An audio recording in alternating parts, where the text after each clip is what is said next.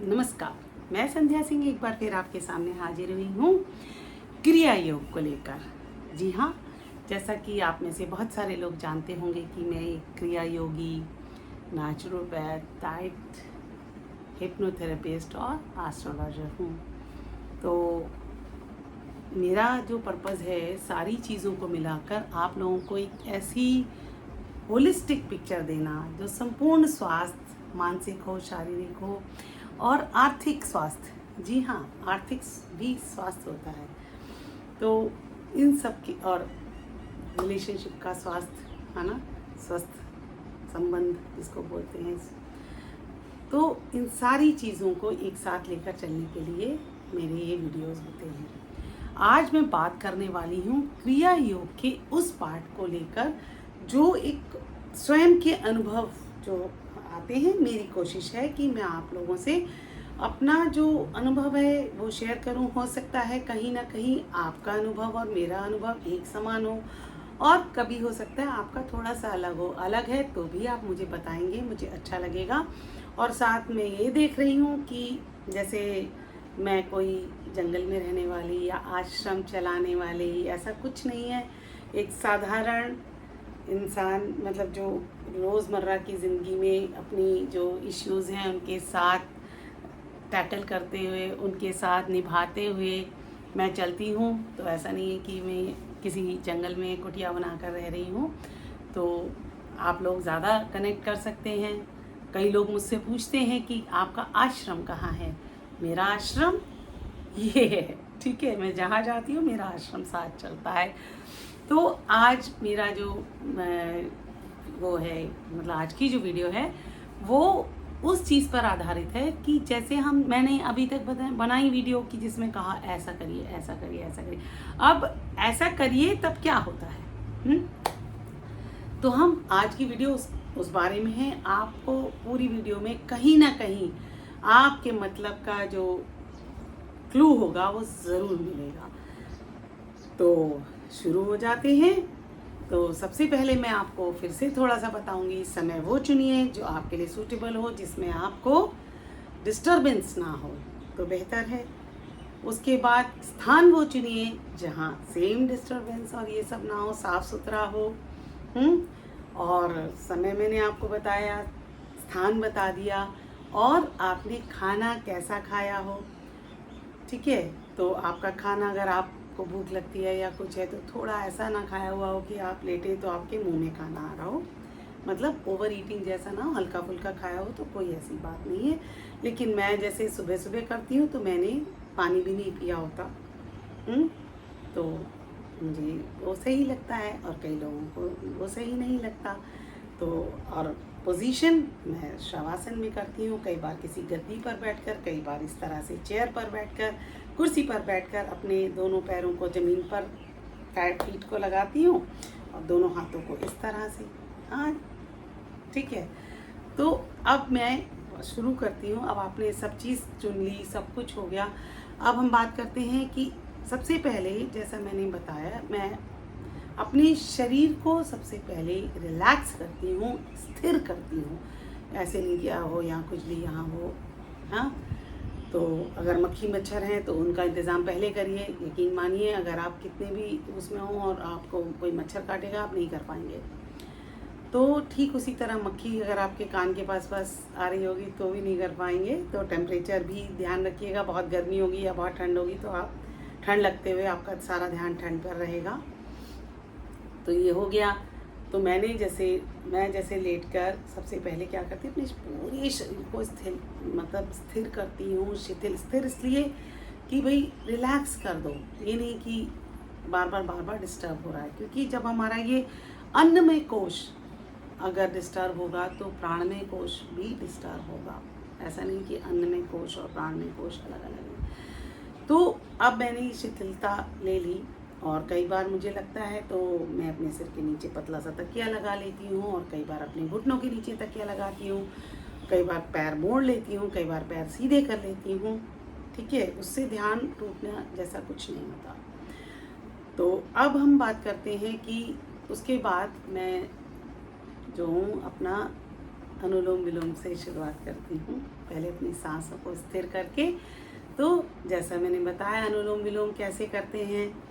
अनुलोम विलोम जब हम करते हैं तो जब हम सांस छोड़ते हैं और सांस यहाँ से छोड़ते एंड में जहाँ तक आपका इस समय का जो क्या कह सकते हैं क्षमता है, कैपेसिटी है, वहाँ तक छोड़ते हैं धीरे धीरे, ऐसे नहीं, बिल्कुल आराम आराम से सांस छोड़ते हैं। सांस छोड़ने के बाद जहाँ तक आप सांस छोड़ते चले गए वो हमारा जो वो है ध्यान हमारा सांस छोड़ने के साथ साथ जो टेल बोन है ना, रीढ़ की हड्डी का लास्ट में एक छोटी सी तिकोनी हड्डी होती है, पूंछ वाली हड्डी भी बोलते हैं, उसके आगे हमारा एनस होता है, एनस से थोड़ा सा आगे, तो वहाँ तक कोशिश करते हैं। शुरुआत में नहीं होता तो जहाँ तक होता है वहाँ तक करना, छोड़ते जाते हैं। फिर जब हम सांस भरते हैं तो वहीं से ध्यान शुरू होता है, भरते भरते हमारा पूरे उस पर आता है।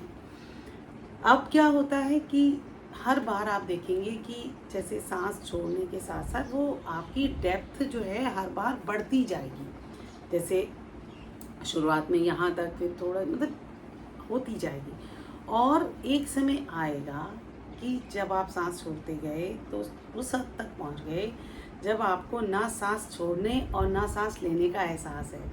उसके बाद आप आहिस्ता से सांस लेना शुरू करते हैं। हाँ, तो जब सांस लेना शुरू करते हैं सेम तब तक करेंगे, तब तक धीरे धीरे भरेंगे जब तक हमारा लेने और छोड़ने का एहसास बंद ना हो जाए।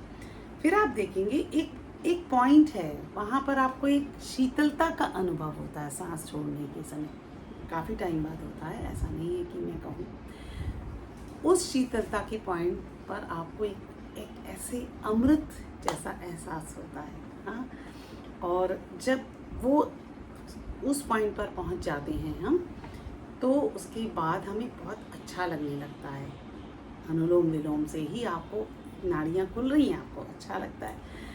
और जब एक समय आता है जब आप सांस छोड़ते गए, जो वो बीच का गैप है जब आपको ना सांस लेने का एहसास है ना छोड़ने का, उस समय पर आपका जो क्षमता है विकसित होती है आपकी। उसी समय पर आप जब आप टेल बोन पर उससे आगे या मूलाधार चक्र पर ध्यान लगाते हैं तो वो थोड़ा सा खुलता है, आगे बढ़ता है, वो जो है ना द्वार। अच्छा, जब वो खुलता है तो कई दफ़ा मुझे तो होता है, आपको क्या होता है आप बताइएगा, कि कई बार उसमें जैसे कोई चीज़ बंद है, मान लो आपने देखा होगा आपकी नाक कभी बंद होती है तो खुलती है तो थोड़ा सा ऐसा लगता है कि कुछ खुला, तो ठीक वैसा ही एहसास यहाँ पर लगता है, क्योंकि हमारा जो मूलाधार चक्र है वो बहुत ज़्यादा हमारे नाक से इस जगह से कनेक्टेड है। इसीलिए हम कहते हैं गंध का एहसास, जी हाँ, जो स्मेल का एहसास है हमारे मूलाधार चक्र से बहुत जुड़ा हुआ है। अगर हमारे मूलाधार चक्र में ब्लॉकेजेस हैं तो हमारी जो गंध ले करने की जो क्षमता है, सूंघने की क्षमता है, उसमें कुछ मतलब वो बेटर तरीके से सही ढंग से काम नहीं कर पाती। तो जब हम अनुलोम विलोम करते हैं, मूलाधार चक्र पर ध्यान लगाते हैं, तो हमारी गंध लेने की क्षमता विकसित होती है। हाँ, है ना मज़े की बात। अब आप सोचिए, जब आपका जुकाम होता है तो आपने कई चीज़ें देखी होंगी कि जब जुकाम होता है तो आपको कई बार किसी खुशबू बदबू का एहसास कम हो जाता है, कहते हैं नहीं मेरे तो नाक बंद है, मुझे पता ही नहीं चल रहा। उससे हमारा मूलाधार चक्र जुड़ा हुआ है, ठीक है। तो जब हम धीरे धीरे करते तो हमारी जो सेंसिटिविटी टुवर्ड्स स्मेल, आप ये सोचिए कि मेरी जो सूंघने की क्षमता है बहुत तरीके में बहुत विकसित हो गई है। उसके बाद हम जब ये करते जाते हैं तो जब आप देखेंगे कि उसके बाद जैसे अनुलोम विलोम करा, उसके बाद में नॉर्मल अपने दोनों हाथों को शवासन वाली मुद्रा में इस तरह से साइड में या अपने पेट के ऊपर या इस तरीके से बैठ के, जैसे ऐसे करके बैठ के, या अपने दोनों हाथों को इस तरह से कर लेती हूँ। उसके बाद जब मैं करती जाती हूँ तो मुझे बड़ा एक अच्छा सा, क्योंकि हल्कापन लगता है। आप सोचिए ना कि वो घर जिसमें सारी खिड़कियां बंद हो या कुछ बंद हैं, कुछ खुली हैं या अध खुली हैं या ब्लॉकेजेस हैं, वो घर अच्छा लगता है या वो घर अच्छा लगता है जहाँ प्रॉपर वेंटिलेशन हो, सूर्य की रोशनी हो। ठीक उसी तरह जब हम ये अनुलोम विलोम करते हैं और ये क्रिया योग का अभ्यास करते हैं तो हमारी वो सारी क्षमताएं बहुत अच्छे से विकसित होती हैं। हम अपने लिए भी बहुत अवेयर हो जाते हैं। तो अब हमारा जब ये तो हमारा हो गया मूलाधार चक्र और हमें खुशबुएं और उसका पता चलता है, हम स्टेबिलिटी का अनुभव करते हैं। जो भय होता है ना, कि एंग्जाइटी होती है कि पता नहीं क्या होने वाला है, या हम बहुत सारी चीज़ों के प्रति भयभीत रहते हैं, वो भय में हमें, उस भय से हमें बैलेंस हो जाते हैं। जी हाँ, तो वो भय जब हमारा बैलेंस होता है, हम एक स्टेबल तरीके से सोचते हैं। कई निर्णय हमारे जो भयवश हम कुछ भी मतलब लेते रहते हैं, वो निर्णय में हमारे निर्णय लेने की क्षमता में फ़र्क आता है। हाँ, हम भयवश नहीं, उतना ही भय रखते हैं जितना हमारे लिए ज़रूरी है। जी हाँ, कुछ भय ज़रूरी है ना, कि जैसे आप कहीं से कूद जाएं या चोट पाएं, उतना भय ज़रूरी है। सावधानी बरतें कि अगर मुझे पता है चाकू से डील करना है तो मुझे चाकू ध्यान से इस्तेमाल करना है। ठीक उसी तरह, या अग्नि से भय। तो ये हो गया। उसके बाद मैं देखती हूँ कि जैसे ही मैं देख रही थी कि मेरा जो उसका यूरिन का कंट्रोल बहुत बुरा था। सबसे पहले तो मूलाधार चक्र से मेरे कॉन्स्टिपेशन में बहुत आराम आया है, पाइल्स में बहुत आराम आया है, क्योंकि वो रिलीज़ हो रहा है, इमोशंस भी रिलीज़ होती हैं। फिर आता है हम, और ये कॉन्स्टिपेशन मेरा क्रोनिक था, बचपन से था, कुछ भी खाइए वो, लेकिन कॉन्स्टिपेशन, क्योंकि कहीं ना कहीं मेरे अंदर कुछ भय था, वो भय वहाँ जमा रहता है, तो वो यूरिन और उस सब में दिक्कत करता है। उसके बाद मेरा यूरिन का कंट्रोल बेटर हो गया। जी हाँ, जैसे मैं खांसती थी या कुछ है तो कई बार ऐसा लगता था कि यूरिन थोड़ा सा बाहर आ गया है, उसमें फ़र्क आया। मेरे जो रिप्रोडक्टिव ऑर्गन्स हैं वो बेटर तरीके से काम करने लग गए। मेरे जो लोअर बैक थी उसमें आराम आया, मेरे घुटनों में आराम आया। ये मतलब छोटी छोटी चीज़ें हैं, पर बड़ी ग्रेजुअली होती हैं, तो आपको पता नहीं चलता कि हो रहा है, लेकिन जब आप पीछे मुड़ के देखते हैं तो आप कहते हैं कि ये, और ऑफ कोर्स जुकाम तो बिल्कुल ही सही। हाँ, तो धीरे धीरे ये मेरे अपने अनुभव हैं, अभी मैं और कर रही हूँ। देखते हैं कि मेरे अंदर से कौन सी क्षमताएं और निकल के आती हैं। जैसे मेरी क्रिएटिविटी बहुत बढ़ गई है जब से कर रही हूँ, कि मुझे एक बार किसी ने कॉम्प्लीमेंट किया था कि आप तो चलती फिरती पेटेंट की दुकान है। जी हाँ, हर वक्त ये ऐसे कर ले तो ऐसा होगा, तो और उसको करके देखना। हाँ, तो ये मेरा अपना अनुभव है। आपका अनुभव क्या है बताइएगा, ज़रूर बताइएगा। मुझे बहुत अच्छा लगता है जब आप लोग करते हैं और अपनी छोटे छोटे अनुभव शेयर करते हैं। अच्छा हाँ, किसी ने ये कहा था कि कई बार उस जगह पर हमें पैल्पिटेशन का अनुभव होता है। वो पैल्पिटेशन उस चक्र की जागृत होने का एक तरीका है, मतलब बताता है कि जागृत हो रहा है। तो इस तरीके से हर एक के अपने अपने अनुभव हैं। तो बताइए और मुझे बताइए कि आपको कहाँ फ़ायदा हुआ, जुकाम में फ़ायदा हुआ या मेंटली आप स्टेबल हुए, और भी अनुभव होंगे, है ना। ये अभी तो छोटी छोटी चीज़ें हैं, और देखते हैं क्या हम करते हैं इससे।